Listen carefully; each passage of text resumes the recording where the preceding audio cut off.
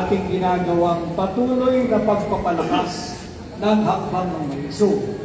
Nais kong magbigay pugay sa inyong lahat, sa ating mga kasama, kay Cabinet Secretary Manong June Basco, at ang katatapos lamang magbigay ng kanyang pananalita, si former Undersecretary Pen Libres, at sa inyong lahat, magandang tanghaling muli.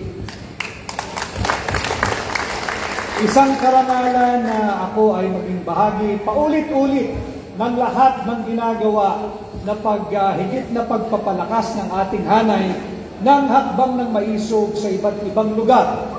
Hindi lamang dito sa atin sa loob ng Pilipinas, kundi maging sa ibang bansa.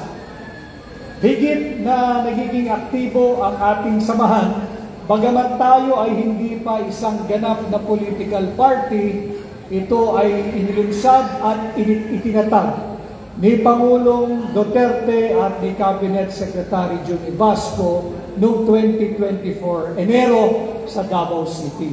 At nagpapatuloy, wala pa tayong 2 taon, subalit dahil sa mga katulad ninyo na merong tunay na pagmamahal sa ating bansa, tunay na malasakit sa ating mga kapwa Pilipino, at patuloy sa advokasya ng transparency at accountability.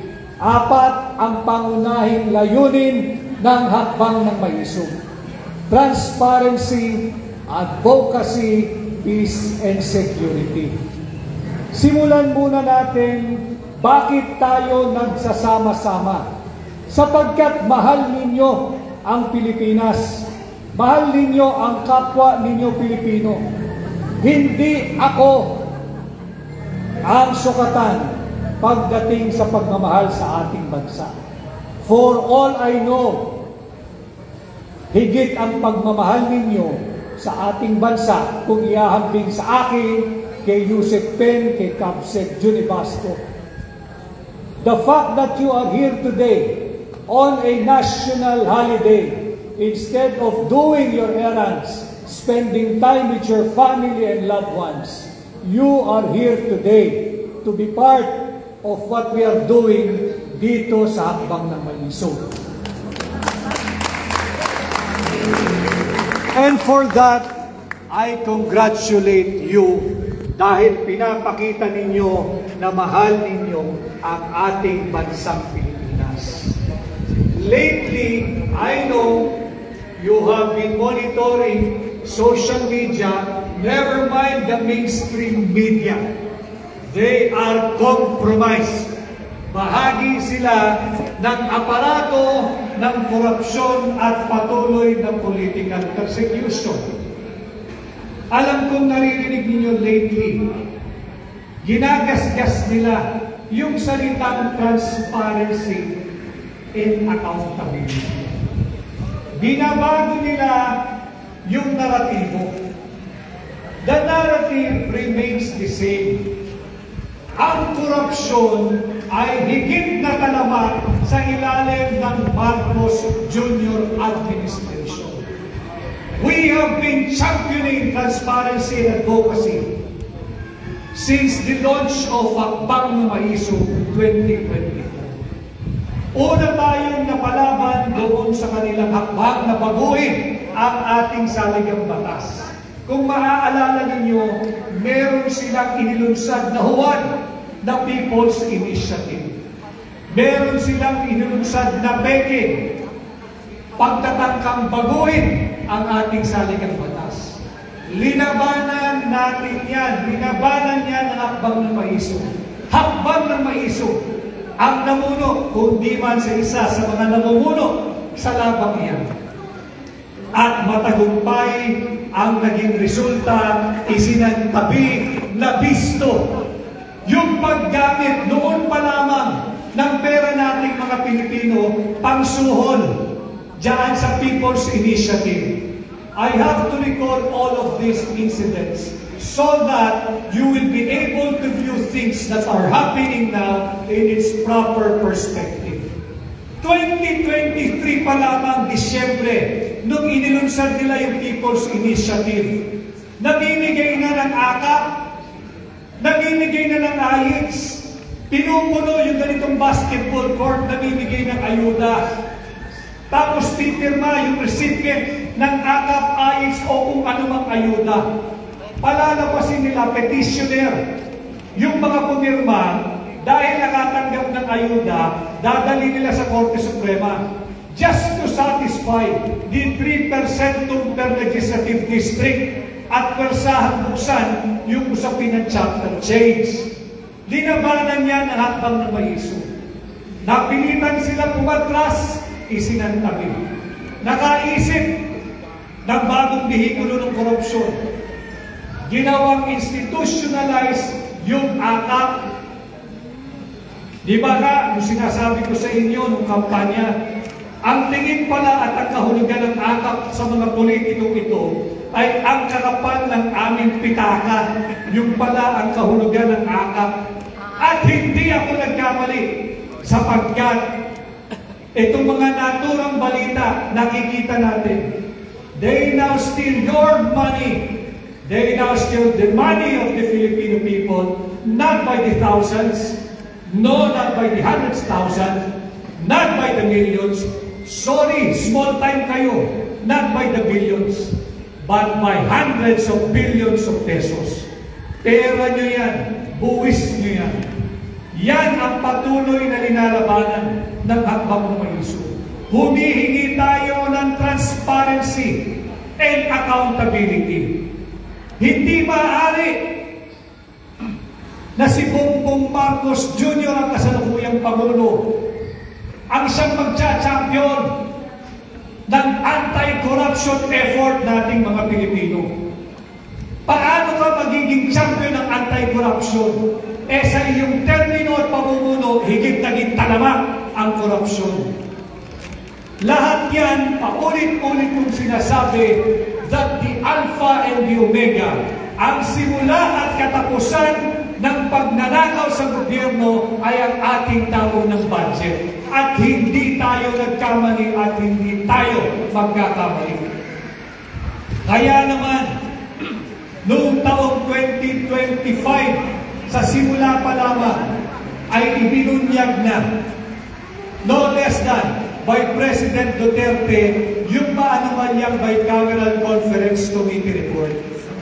Yun yung naging pundasyon ng ating 2025 national budget. Doon nila kinukuha yung bilyon-bilyong piso na ninanakaw ng mga alyadong mambabatas at nauuwi sa baha ng korupsyon.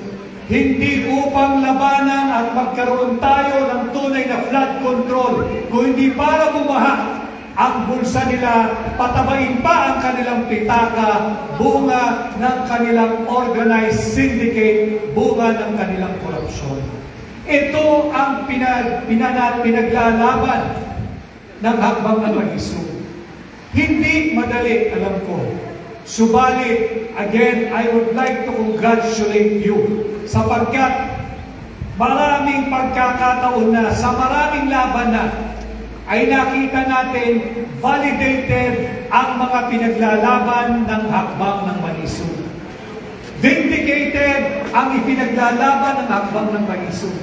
Ipinapakita natin na nasa tama tayo. At upang patunayan sa inyo na nasa tama ang ipinaglalaban ninyo, ginagaya na kayo ni Bongbong Marcos. Siya ngayon ay nagsasalita na anti-corruption na rin daw siya.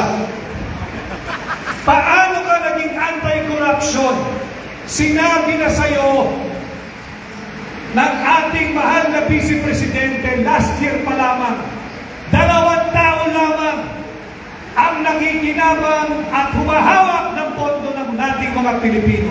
Pinangalanan niya ni Vice President Inday Sara Duterte. Binanggit niya yung pangalang Martin Romualdez at Saldico.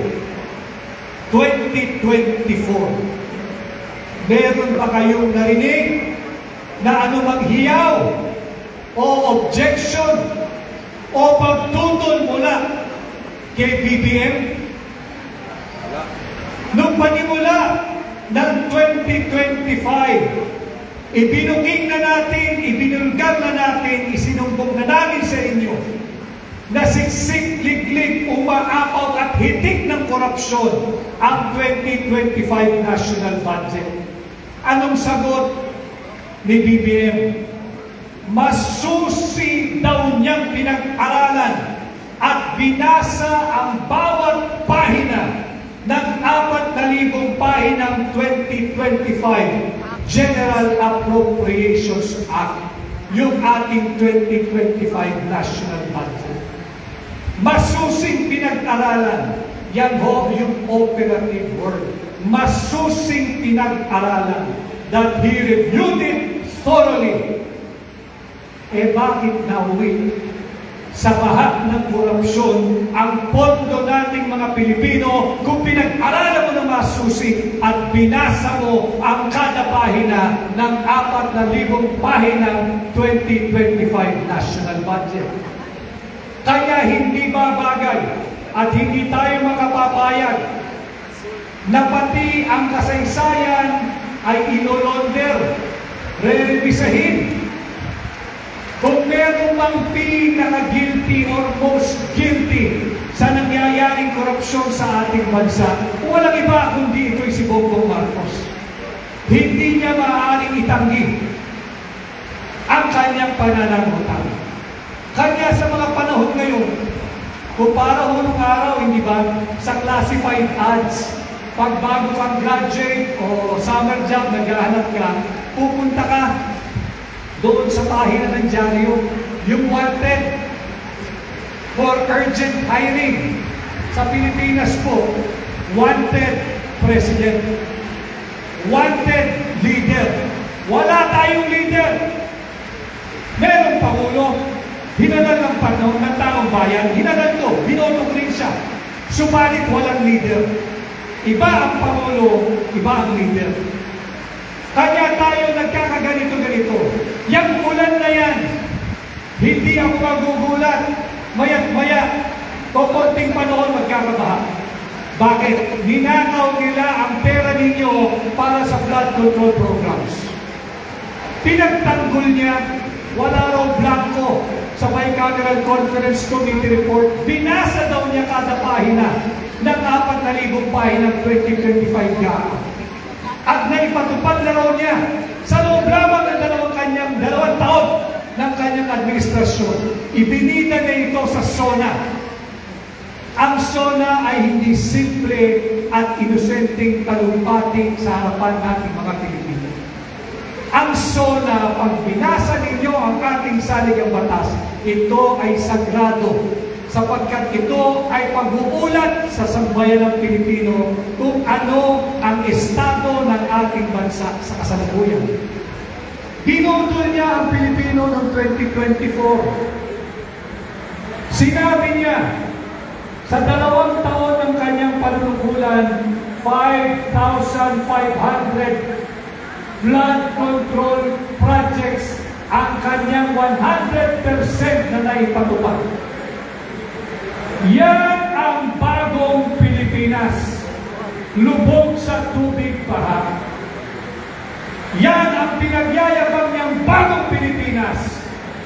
Hindi na milyon, hindi na daang milyon, kundi daang bilyong pisong pera ninyo ang nakawan na uuwi sa bulsa ng mga tiwalik-kawalik ng gobyerno.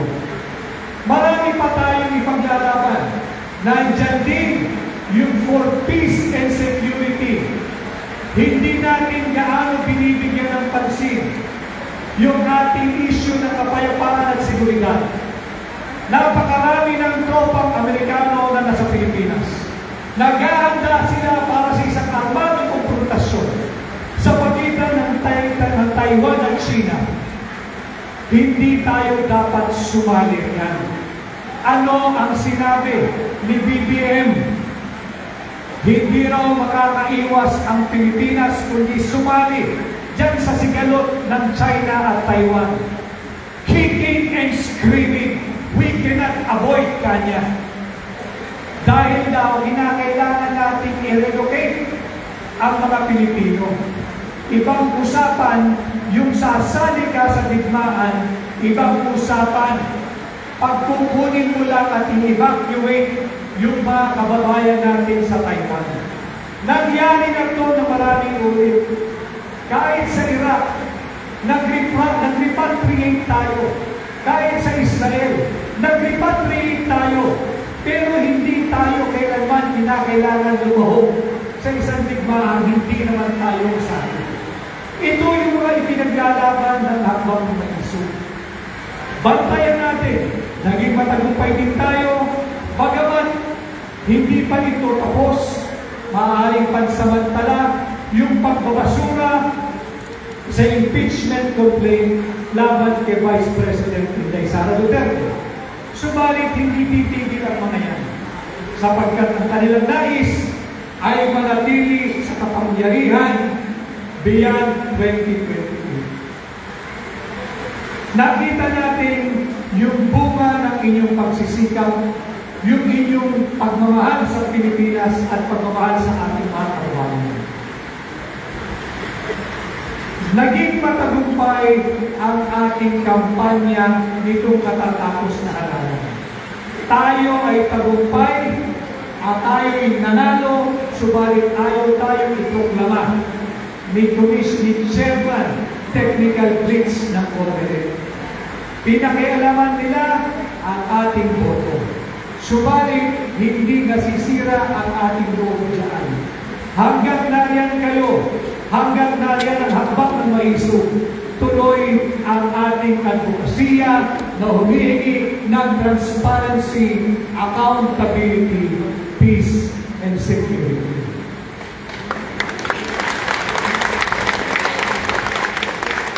At patuloy din tayo magmatsyag, kagaya nga ng ating sinasabi, binabago nila yung kwento. Yung pinaka o yung most guilty, pumapakit na yun, nagkakaroon ng PR offensive na sa ngayon, alagahan ng di umano sa mga may pananagutan dito sa maanumanyang flood control program. Hindi maaari. Because if there is most guilty among those perceived to be guilty of this crime, unang-una na riyan, si BBM. Bakit kanyo? Pinirmahan niya yung maanumalyang 2025 national budget. Hindi lamang yan. Kinuha nila yung 60 billion pesos na pera ninyo, yung sa PhilHealth last year. Bakit kinuha yung 60 billion? Nagkaroon ng pagdinig sa Korte Suprema at doon lumabas ang kanilang justification, kaya daw kinuha yung pondo, yung 60 billion pera ninyo para daw pondohan yung PNG, yung Panay Negros Guimaras Bridge. Buti na naman, hindi ubre pambubudo nila sa isang hukom, isang mahistrado ng Korte Suprema. Nag-aral at ipinakita niya fully funded yung Panay Negros Guimaras o yung PNG Bridge. Fully funded. Kaya ang tanong niya, saan napunta yung full amount na yan at kinakailangan ninyo magnakaw pa ng 60 billion para puntuhan yung Panay Negros Guimaras Bridge. Yan yung 60 billion. For this year, may initial na allocation na 74 billion. Kinuha din nila. Naging 0 pesos ang allocation ng PhilHealth for this year. Saan nila nilagay yung 74 billion pesos nila? Ito'y patuloy na hamon sa atin. Patuloy tayong manindigan, patuloy kayong mag-ingay, patuloy kayong maging bahagi ng mga mahalagang usaping paglipunan. Ginagampanan ko ang aking maliit na sa aking maliit na kakayahan. Patuloy yung ating ugnayan, yung tingin Maisu, upang sa ganon ay nililat natin ang antas ng pampublikong diskurso. Subalit, hindi sapat na ako lamang. Hindi sapat ni si Manong Judy Vasco lamang. Hindi sapat na si Benben Libres lamang o yung mga kasamahan natin dito. Atty. Aileen, si Cathy, si Claire, si Ibi at marami pang iba. Kinakailangan tulong-tulong tayo. Simulan ninyo sa inyong pamilya. Mahalaga ang bawat pamilya being the basic social and political unit Simulan ninyo yung usapin ito. Mulatin ninyo ang mga kabataan, ang mga kamag-anak ninyo, ang kapitbahay ninyo, ang eskwela ninyo, ang kabarangay ninyo. Ito ang gawin nating topic. Ito ang gawin nating topic. Mulatin natin sila upang matuldukan na ang patuloy na pambubudol na dinaranas natin sa ilalim ng Bongbong Marcos administration. At siyempre, hindi rin natin pwedeng isuko at lalong hindi natin pwedeng kalimutan yung isa pa nating malaking laban, yung ating patuloy na panawagan na makauwi na si Tatay Digong sa ating bansa. Huwag kayong pumayag sa dami ng mga nangyayaring anomalya sa ating bansa. Alam ko, all of us here are facing our daily challenges in life. Life is not easy, and it is becoming harder by the day as long as it is the Bongbong Marcos administration running our government. Bakit? Patuloy ang nakawan. Anong prueba? Siya na mismo ang nagpapakita ng prueba. Eh yung mga nag-implement ng maano man yung flood control project, yung mga tropa niya yan eh. Di ba? Mga kaalyado na yan eh. Mga karancho yan eh. Yan ang bagong Pilipinas. Subalit, huwag din natin ibabaon sa limot, huwag tayong pumayag na merong isang totoong Pilipino may totoong pagmamahal sa kanyang mga kababayan at sa Pilipinas. Ang kasalukuyang pa rin nakapiit sa isang banyagang lugar, inihandog ni Bongbong Marcos sa kamay na naglalawin ng banyaga. Patuloy tayong manawagan, patuloy mag-ingay, patuloy kayong mag-isa sa lahat ng pagkilos, sa lahat ng panawagan, at patuloy nating ipanalangin na mag-auli na si Tatay Digong. Patuloy niyong isama sa inyong panalangin ang kanyang kalusugan at ang kanyang kaligtasan, at sana maiuwi natin si Tatay Digong at makauwi si Tatay Digong ng buhay dito sa Pilipinas. Yun lamang. Muli, maraming salamat. Ako'y kaisa ninyo at marami pa tayong gagawin at gagawin pagdadaos na ganito. Naririnig ko lang, palakas ng palakas ang ulan, mahirap naman, madamay tayo sa kalokohan ni Bongbong Marcos at tayo mahain din dito at baka tayo ay hindi pa ng rescue at masama sa mga higit pang mabubulo nila. Muli, ako ang inyong kaibigan, Atty. Vic Rodriguez, katulad ninyo Pilipino, ako ang abogado, katulad ninyo maisip. Maraming salamat at magandang hapon sa ating lahat.